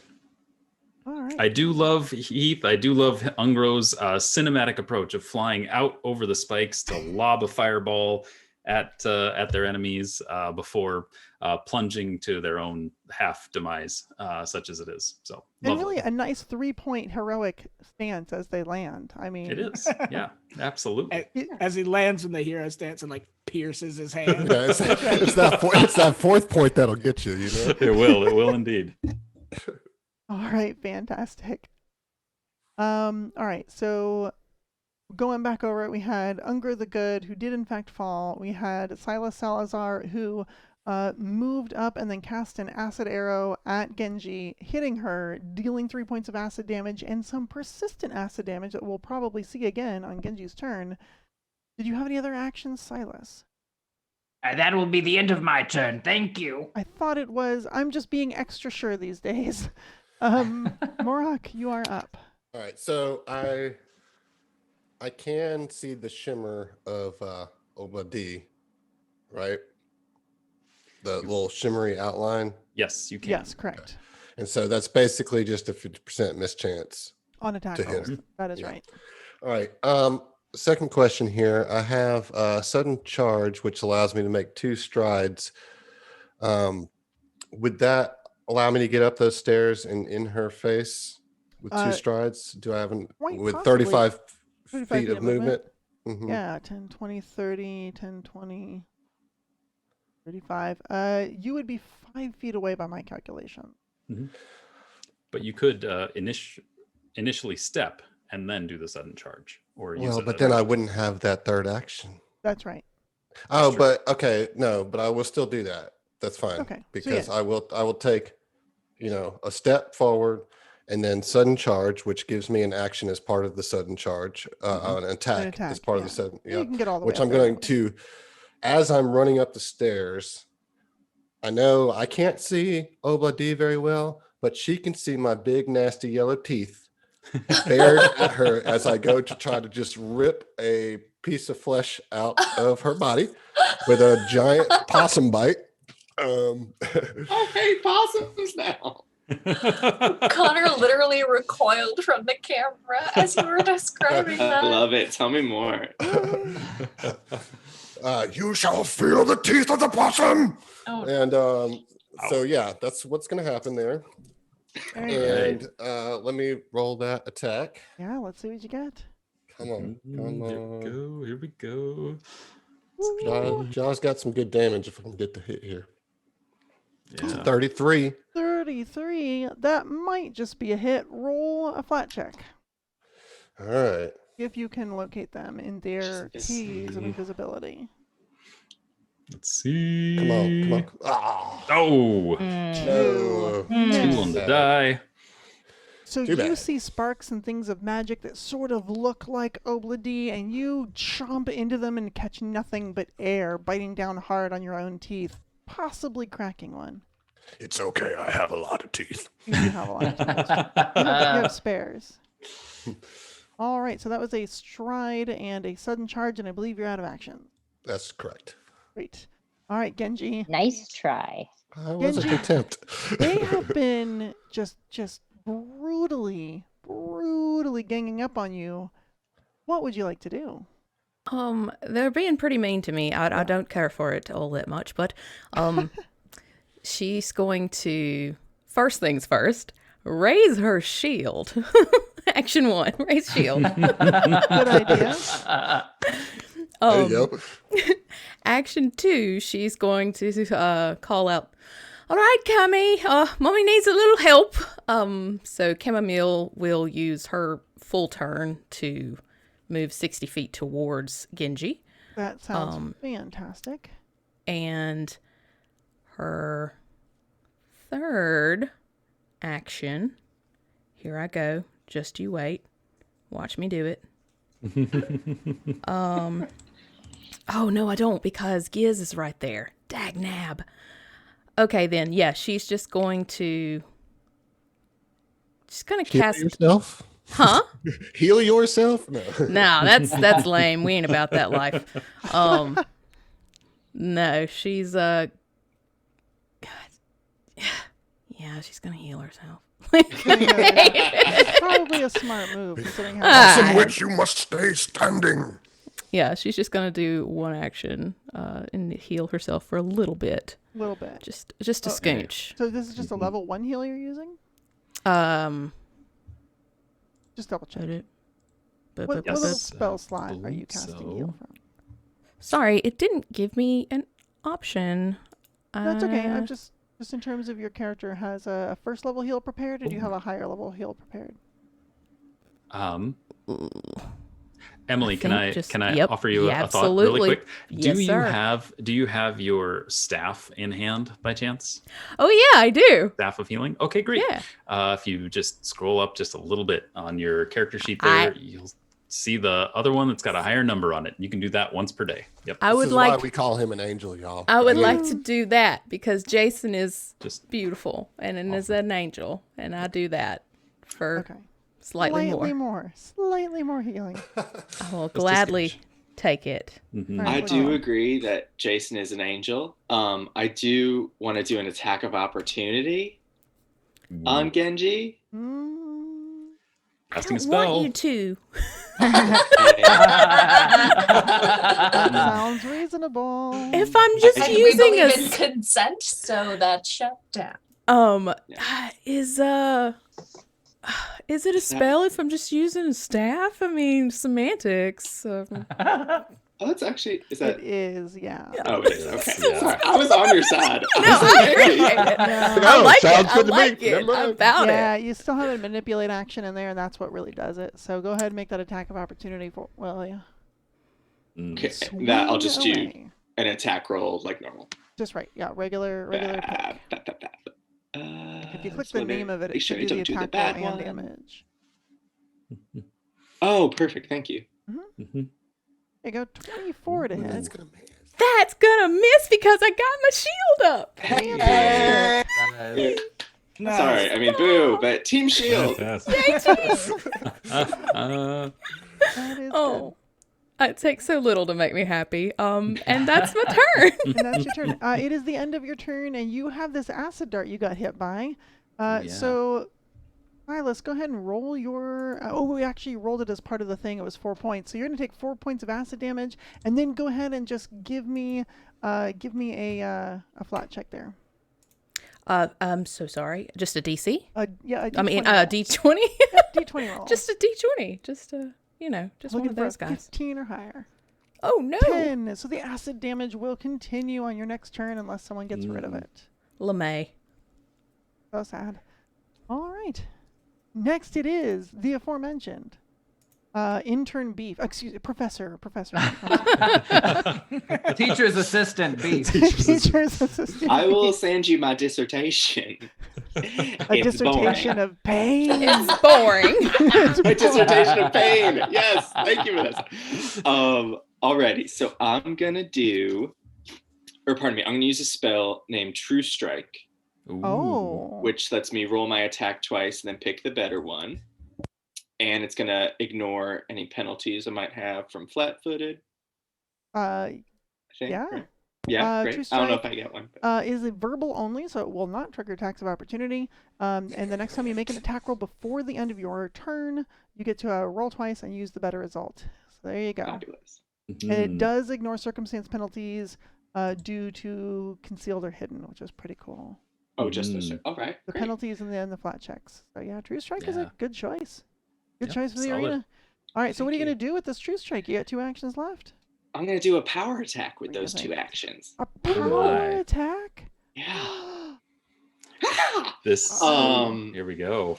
To do my 2 attack rolls, should I just hit it twice? Yes, please. Yeah, so you can use the attack roll section of it. You don't have to hit the damage, so we can keep everyone in suspense.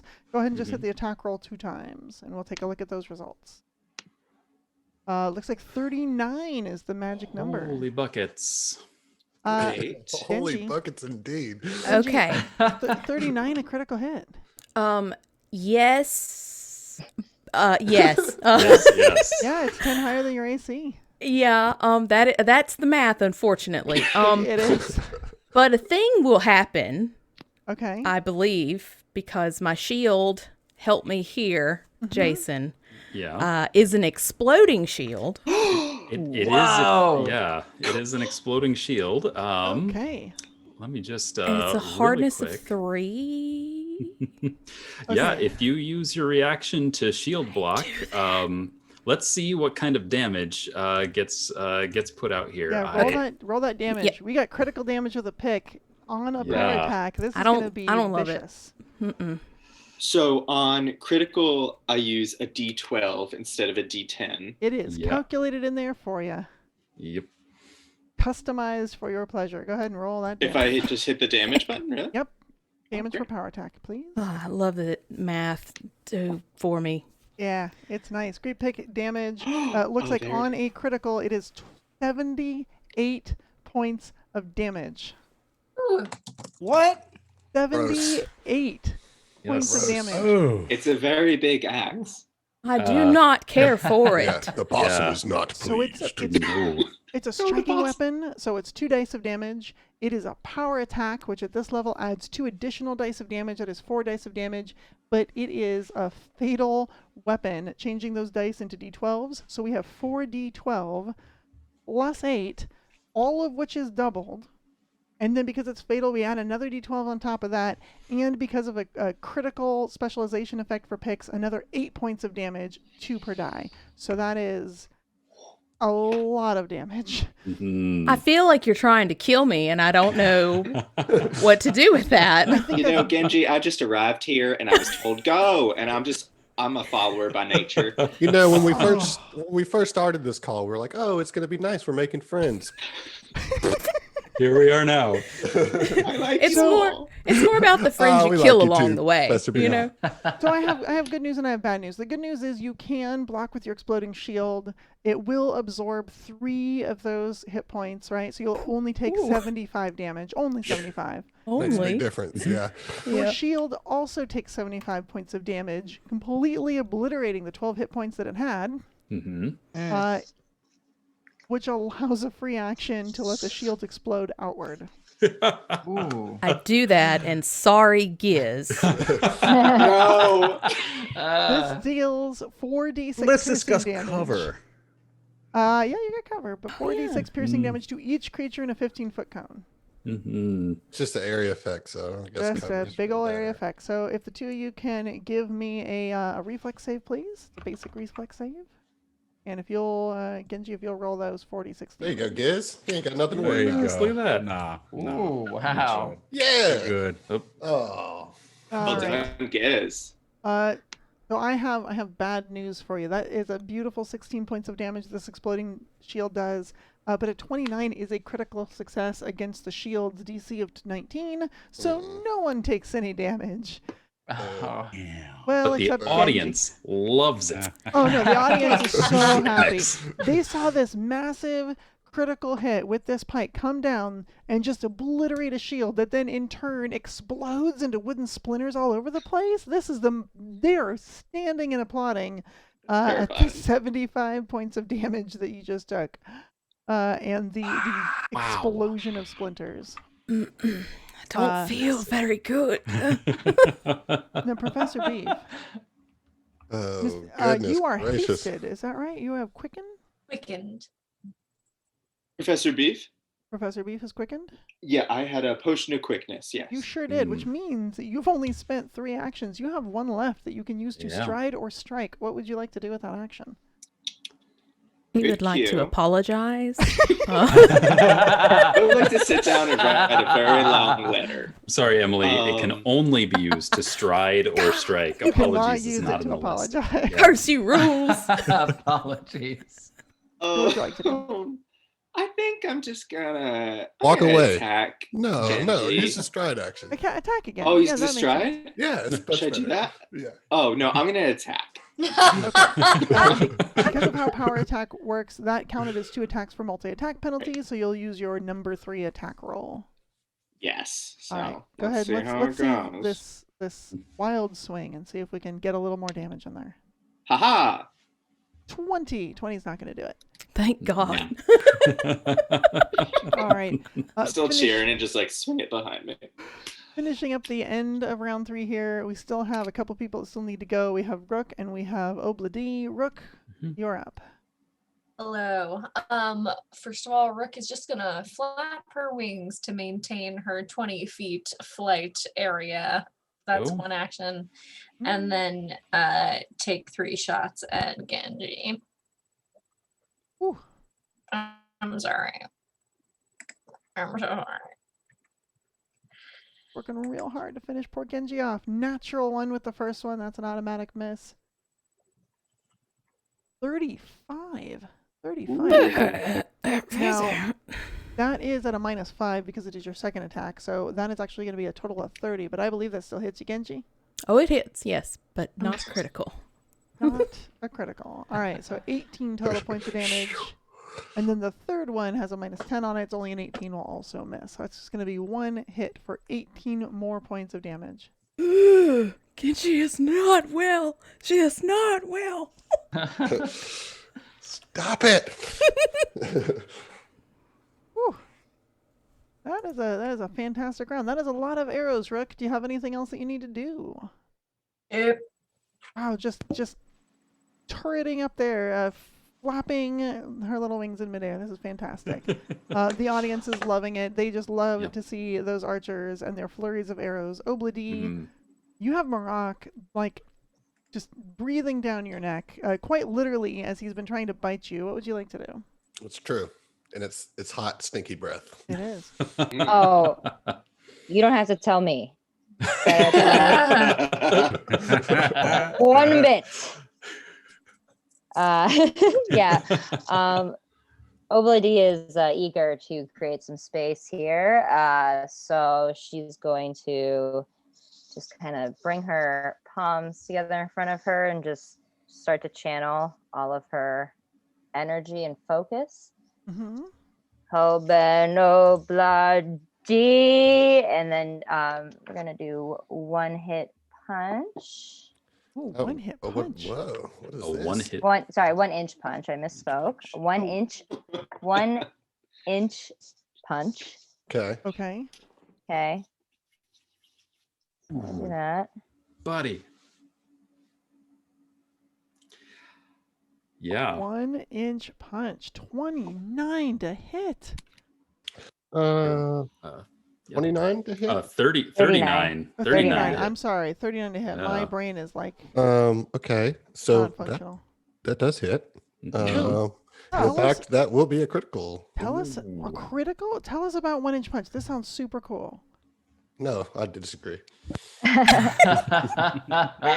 So 1 inch punch basically takes all of her force and all of her power into one very strong controlled punch. So just with the swiftest movement that you can't even really see, she takes her one palm and just extends directly in front of her and just sends Marak flying away from her. Fantastic. And you did the 2 action version of this, right? I did a 2 action, For a yeah. total of 4 dice. Okay, all right.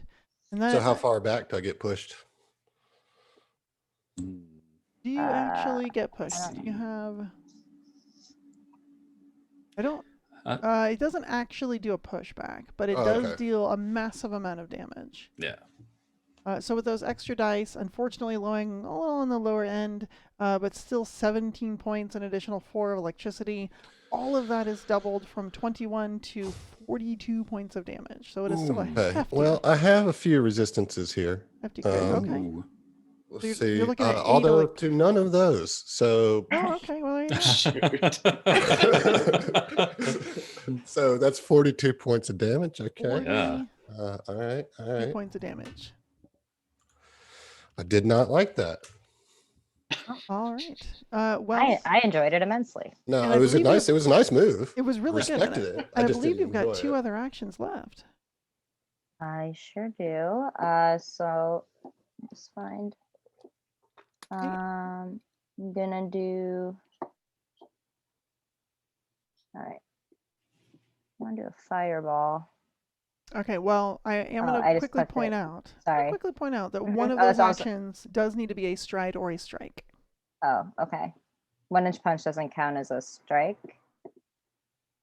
it's not the basic action of striking someone with a fist or a weapon. Correct. Yeah, it's a little different with special abilities like 1-inch punch. Yeah. Oh, So the okay. basic Yeah, sorry. action of stride or strike.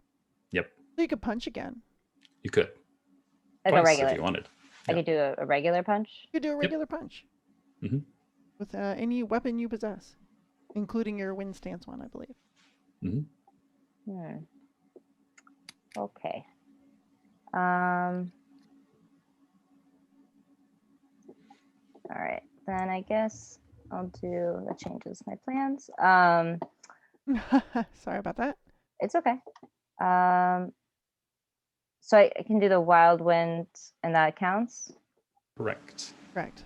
Because they are basic strikes. Yeah. Yeah, and the nice part about this stance, like some monk stance, you say you only can make certain strikes. So like making your other strike would have taken you out of the stance. Wild Winds doesn't appear to have that clause. So you can make other strikes and still stay in Wild Winds, which is pretty darn cool, actually. It is technically a ranged attack, Yeah, so it might provoke an that was attack my- opportunity if you want to use it, or you could do a basic unarmed strike that will not. Okay. Then I'm gonna do that. I'm gonna do an unarmed strike. Just a little 1-2 situation there. Sure. That will miss. Yep. Okay. Well, then we're gonna revisit that cat ball. And gonna skedates the F out of here and just jump off of the platform. I can't move myself. There we go. I will say I do have attack of opportunity on that one. Okay. If you do stride away. Oh, Really? you're showing that you moved 10 feet, so you're jumping further off, which means Marak can use their attack of opportunity to try to get one last swing before this round is over. I'd like to see you try. Let's see if you can take a bite out of Obla. Not crime, but Obla. Out of Obla. All right, here we go. All right. Oops, sorry. That's I all right. see natural 1 for that first attack. Rough. I didn't mean to hit the second one, but we'll take the second one. Yeah, well, no, I'm going to take the first one. Yeah. That's a natural 1, which is definitely a miss. Ending Let me ask you, Obla's turn. I have a feat called follow-up assault. When missing a melee strike, attempt another strike with a backswing and forceful weapon traits. Is it also a reaction? It is. Let's see. It is not. It is a single action. So this is like if it's on your turn, for example. Oh, right. Okay. Yeah. Got it. Yep. So it's kind of it's kind of nice if you do your big opener and then it misses. You've at least got a pretty good secondary strike to use. But yeah, unfortunately, you cannot use it now. That will end Obladai's turn and the end of round 3. Looking at our time, I believe we're out of time with not enough time to go into round 4. And so we are going to take a look at the scores as they are at the end of this match. So by the end of the match, we have the Screaming Possums with a total of 26 points. Most of those earned by Genji and Chamomile, who had gotten just brutalized throughout the match. And actually a fair spread of points. And then on the blue team, the New York Stern Giants take it with 36 points. This is actually a pretty darn close match as things go, especially since everyone was focused on murder. Great job. And Obla D actually earning the majority of points this match, which is fantastic. Great job, guys. Great job, guys. MVP. That's awesome. I'm just Very so good glad I job. didn't go down. Yeah, for real. Me too. Me too. Pretty accomplished. It's so I funny guess how we're friends now. it feels so crummy to go after you guys. It's good tactics, though. That's all that is. Very good tactics. Yeah. Before we go, I would like to take a moment, if I could, and just chat with a couple people, maybe one person from each team. And the two I'm going to want to talk to are actually Professor Beef and Genji. Of course. Because, oh my goodness, the things that they went through, that was a lot. I feel like we bonded. I mean, we're basically best friends now. We're basically best friends. Would you say there's some beef between you? Oh, Ooh. no. You know, I would say that I can't be cowed into submission, and that I think that that's what has bonded us along the way. Yeah. That's what's bonded you. I just wanted to make that joke. Sorry. No, but how do you? Oh my God, cowed.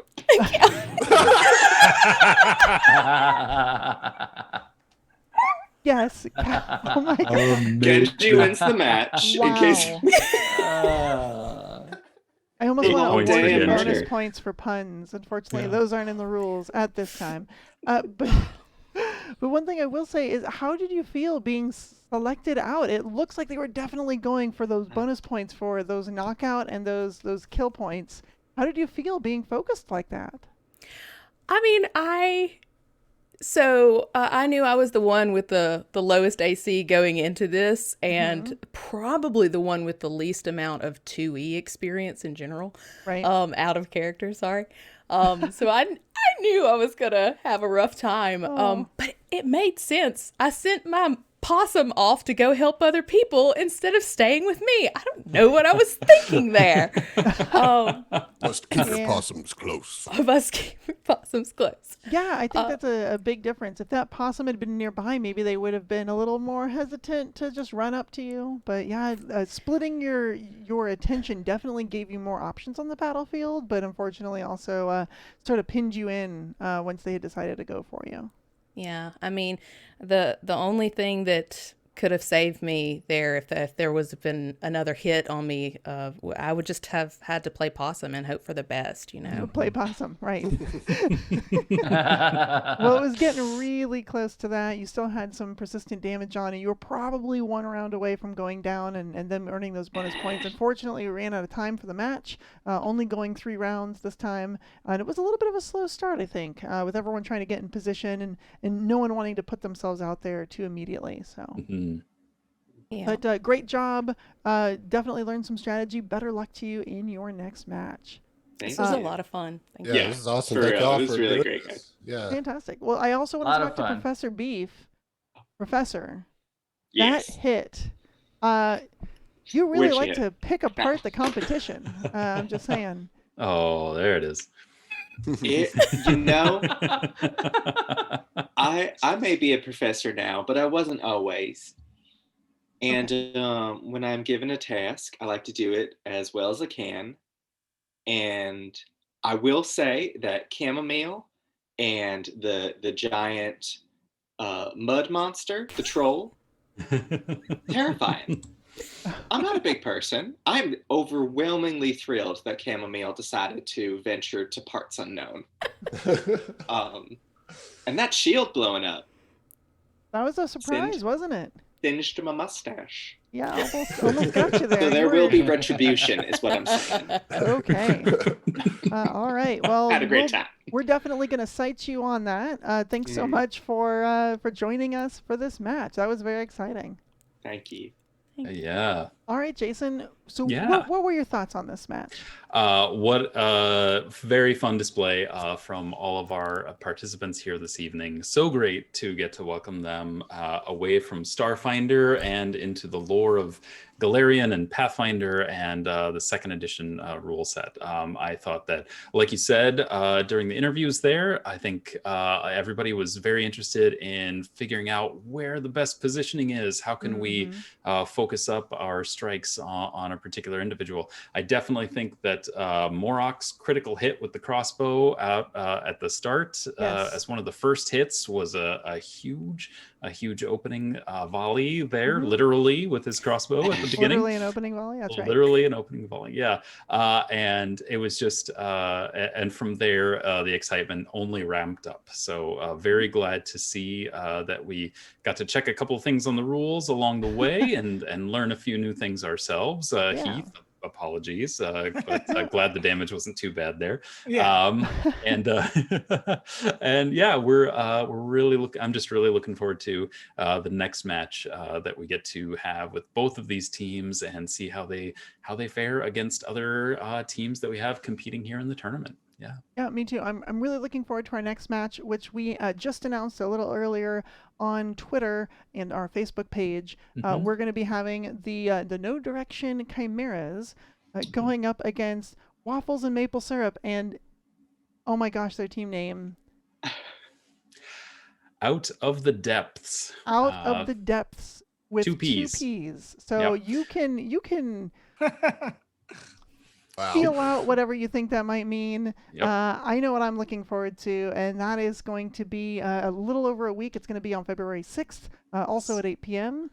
And here, Eastern time, here on Twitch. So I hope to see folks tuning in for that.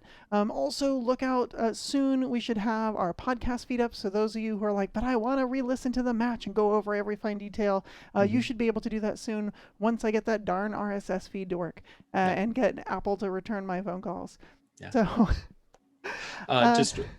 Maybe real quick from our teams here again tonight, how they can best follow your podcast and your adventures before we log off for the evening. Yeah. So for Southern Tomfoolery, real quick, get it in there.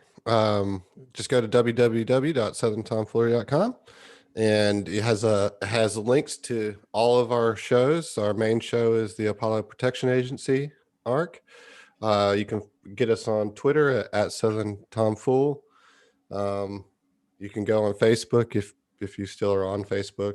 You can just search Southern Tomfoolery, and that's it. You'll find us. We're available on all podcasting podcatchers. So awesome, fantastic. And Tableverse, where can we reach you on the interwebs? On the you can follow, infosphere, if you will. On the infosphere. Yes, that's right. That's what we call it in the future. And you can follow us on all your favorite social media platforms at the Tableverse. We're on anywhere you're getting your podcasts. That's where you can follow and subscribe to us. Nice. Okay, at the Tableverse, great. So yeah, definitely look out for these two shows. We've been doing Pathfinder tonight, but Starfinder, they are both fantastic at, and yes. Very exciting stuff. Yeah. Well then, without further ado, I just wish to wish everyone a good night and good luck in the future. Let's take good night, a look everybody. at those final scores and wish you adieu. Yeah. Adieu. Adieu. Adieu. Good night.